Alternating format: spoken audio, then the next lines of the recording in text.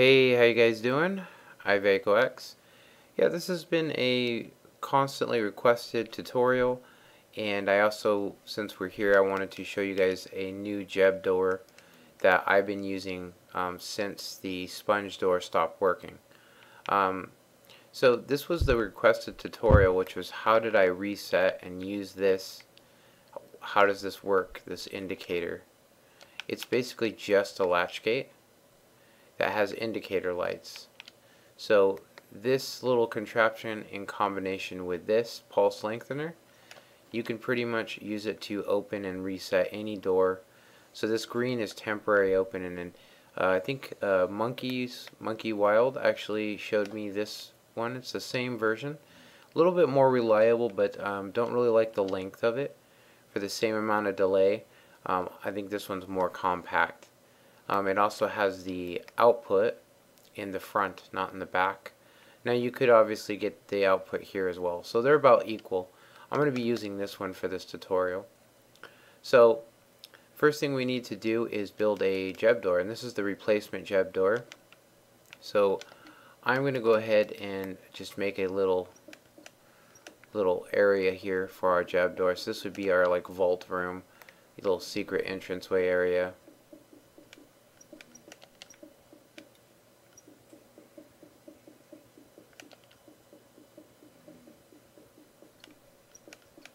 So this would be the inside of our vault room. So I want my Jeb Door here. Should be a good spot. Come on inside here. 4 pistons like that. 4 sticky pistons like that. And then 2 more here like this. Whatever block you want your material out of, so like that. And then we want to just cover this. Come 2 blocks down. 2 blocks down here, just like that. Then we are going to need a repeater here, 4 ticks, repeater here on none. It's really similar to the sponge door, just like that. Then we just want to connect this down here,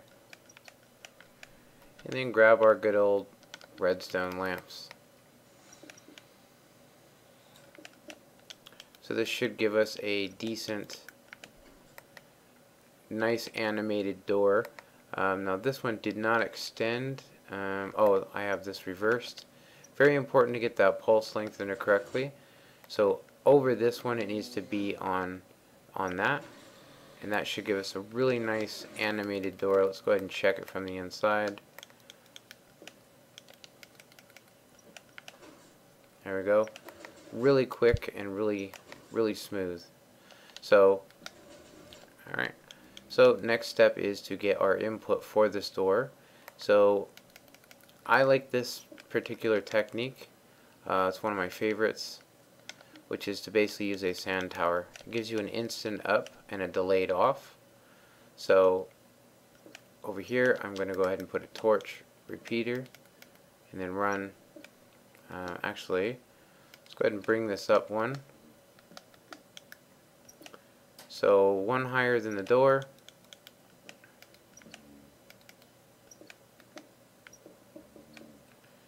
About there, torch on it, redstone.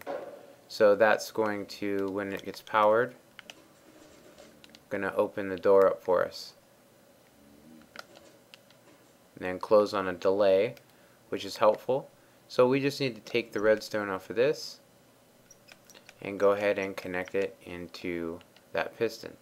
So now when I enter in the combination lock, which is 1, 4, 1, 2, opens up the door, we can go on in. So at this stage we need to figure out how we want our control panel.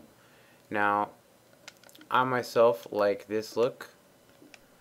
This is going to be like my secret vault room. I think I'm going to actually put it back one. So that's going to be my separator, and then I'm going to build the latch gate lock here.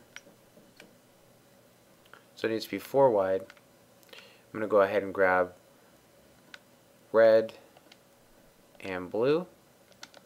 So unlock and lock.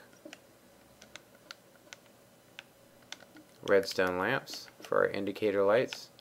come on this side of it, and we're going to go ahead and put a blue block here, red, up. Does need to be in this order, otherwise your input will be weird. It also, the lock wouldn't be right. So that's all you need, just a little latch gate. So now we'll indicate when it's on and off. And so this is our output right here. So I'm going to go ahead and put it to non-lock, which is blue. And we need to feed this into here.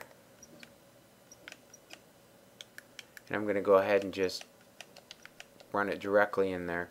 So now when I hit the lock, it's going to reset the combination lock, closing our door, and there you go. So there's only two more steps to this, and that we need a temporary open. And I'm going to go ahead and put it right up next to this green button. So when I hit this button, I want it to temporarily open. So I'm going to go ahead and use a repeater like that, torch, repeater, a repeater here, block in front of that one, and another torch. That's going to be our output right there. So we are making this going to be our pulse lengthener. So I'm going to go ahead and do 5 repeaters delay. We probably don't need quite that much, but you can add on as many or as little as you think you need.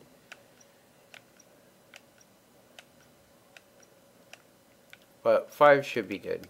I'm going to go ahead and block this area off. So I'm going to go ahead and put a block in front there so it doesn't get back powered like you just seen.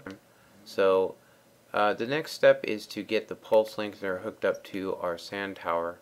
So what I'm going to go ahead and do is bring this over as far as I can away from that red circuit, and I'm going to go ahead and bring it down like that, and then put a repeater with some redstone there. Actually, I'm going to have a block here with redstone there. Hopefully it doesn't do anything. There we go.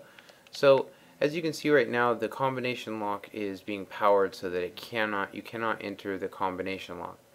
This torch cannot be turned on even if you entered in the right combination, so that part's safe. But in worst case scenario, a friend might accidentally not realize it's locked, hit the temporary open and go on out, and then once it closes, it's stuck. You ain't getting back out, or you ain't getting back in without digging.